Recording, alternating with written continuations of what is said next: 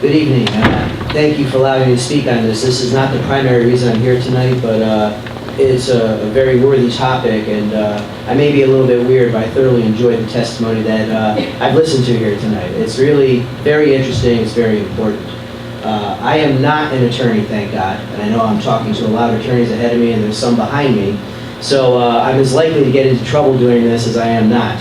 But there's a couple, I think, of fine points that need to be discussed here. Because ultimately, while I understand Senator Metz's basic gist of don't let perception dictate what you do, it is very important to know what the mood of the electorate is and really what they want. And I think they spoke very clearly in 1986. Crystal clear. And I believe that there's a little bit of a miscarriage of justice here, because while there are three branches of government, there's an overriding force, which is what the voters really want to have happen. And time again, what I see is that what the voters want to have happen is often thwarted.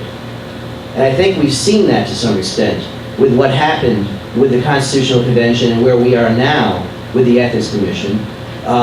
The fact that it's taken this long to address the issue is problematic. And ultimately, isn't the entire intent of the Ethics Commission to really define, arbitrate, and enforce issues with conflicts of interest? Right? I mean, I know there's probably other elements of what they do, but that's really the basic function of that organization and what they're tasked with doing.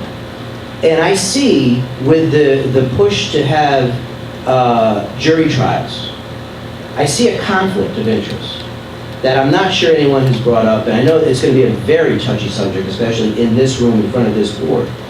But where we have judges who were formerly legislators, or we have judges who are relatives of legislators current or former, there's a gigantic conflict of interest.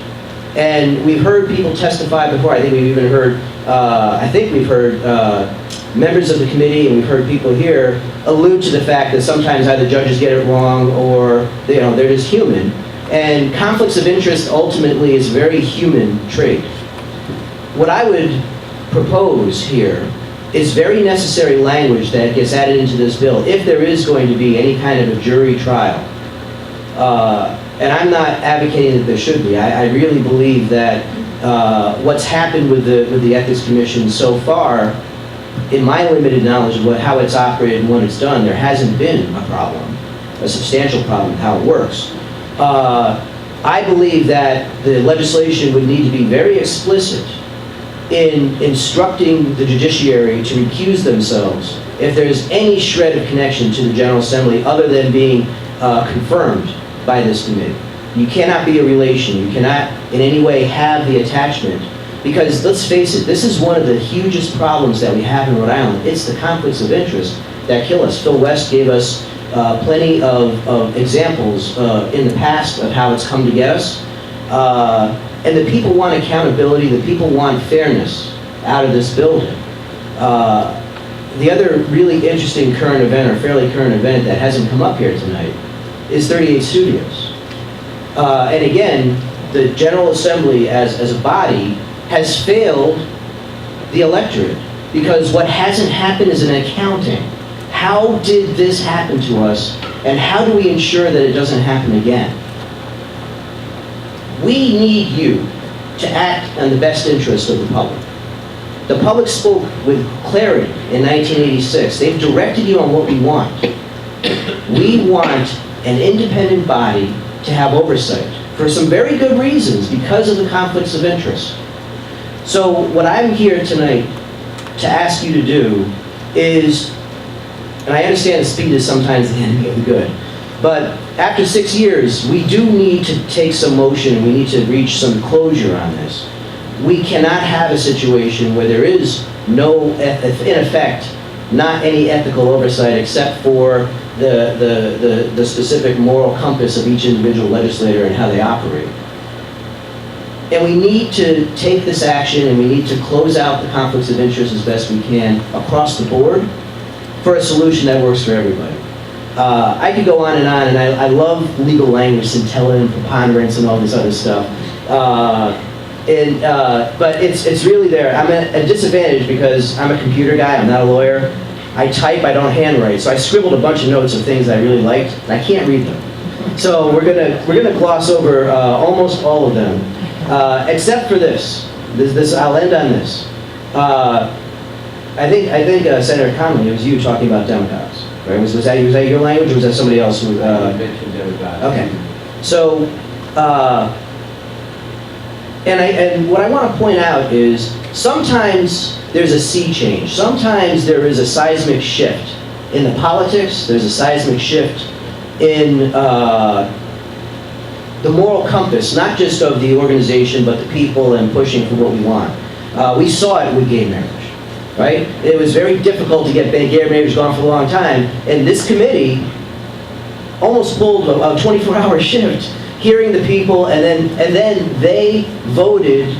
It wasn't demagoguery that happened there. There was a seismic shift that changed that, and we're seeing it across the country. And I believe when it comes to ethics in this building, that it's time for a seismic shift, because the way that it operates and what's been happening here happens to the detriment of the average Joe over and over and over again.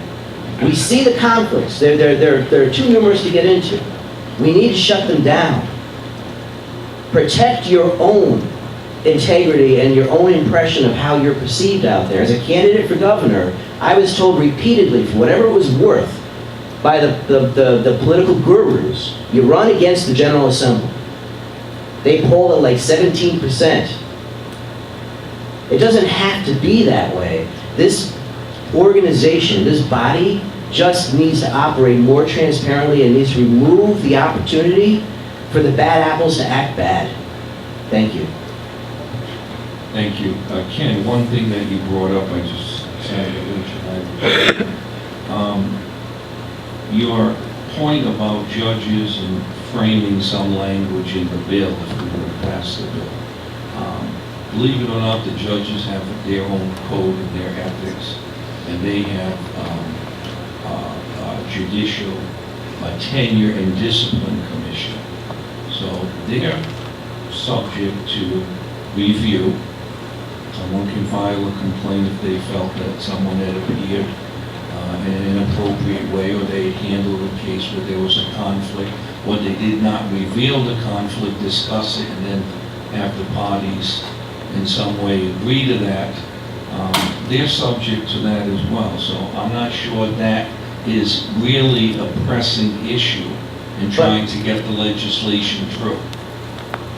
But there wouldn't be any harm, I don't believe, and the lawyers here can redirect me if I'm off base here.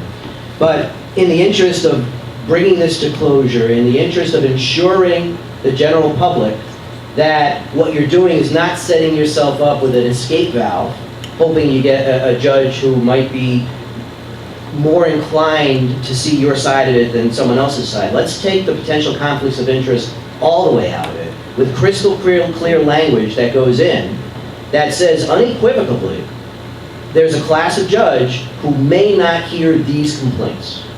And I think if you did that, I think you would have a strong message that went out to the public, and the judiciary takes their direction based on the laws that this body passes. So if you're putting an exclamation point on it, so be it. But I think that would be an important thing to do. Thank you.